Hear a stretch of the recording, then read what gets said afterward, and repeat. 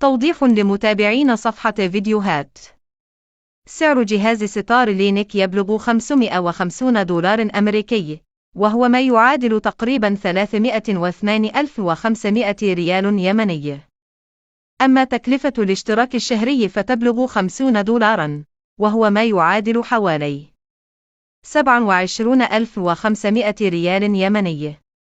ستارلينك هو مشروع يهدف إلى توفير خدمة الإنترنت عالية السرعة عبر الأقمار الصناعية، ويتميز بالعديد من المميزات التي تجعله خياراً مثيراً للاهتمام، خاصة في المناطق التي تعاني من ضعف أو عدم توفر خدمات الإنترنت التقليدية.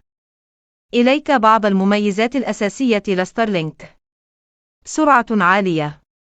يقدم ستارلينك سرعات إنترنت تصل إلى من 100 إلى 200 ميجابت في الثانية، وهو ما يكفي لمعظم احتياجات الإنترنت الحديثة، بما في ذلك بث الفيديو، الألعاب عبر الإنترنت، والعمل عن بعد.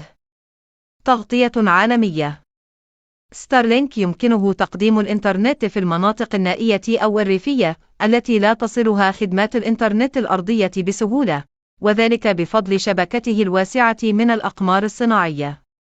زمن استجابة منخفضة. على عكس خدمات الإنترنت عبر الأقمار الصناعية التقليدية، يقدم ستارلينك زمن استجابة منخفض latency يتراوح بين من 20 إلى 40 مللي ثانية، مما يجعله مناسباً للألعاب والتطبيقات الأخرى التي تتطلب استجابة سريعة. سهولة التركيب. الجهاز المخصص لاستقبال إشارة ستارلينك سهل التركيب، ويمكن تشغيله بسرعة دون الحاجة إلى معدات معقدة أو متخصصين. استقلالية الخدمة. نظراً لأن ستارلينك يعتمد على شبكة من الأقمار الصناعية التي تديرها شركة سبيس إكس، فإنه يقدم مستوى من الاستقلالية عن البنية التحتية التقليدية، مما قد يجعله أكثر مقاومة للانقطاعات المحلية. التوسع المستمر. يتم بشكل مستمر إطلاق أقمار صناعية جديدة وتوسيع الشبكة، مما يعني أن الخدمة في تحسن دائم مع مرور الوقت من حيث السرعة والتغطية.